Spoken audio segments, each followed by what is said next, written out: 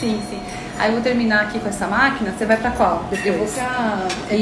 Oi, dá licença, eu tô usando o aparelho, entendeu? Ah, desculpa, aqui não tem ninguém, aí eu pensei... Então eu deixei a garrafinha tomando conta do lugar. Ah, tá. Então a gente pode revezar essa máquina? Não, não vai ter dando, porque eu tô fazendo uma série de cada, tá bom? E aí eu sempre faço 3 casas assim, né? Depois eu falei pra ela, dividir.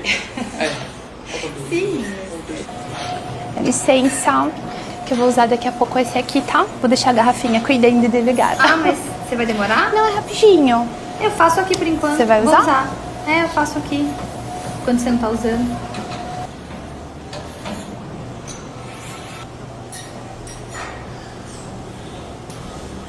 Dá licença. Dá licença, eu tô gravando aqui. É que você tá passando na minha frente.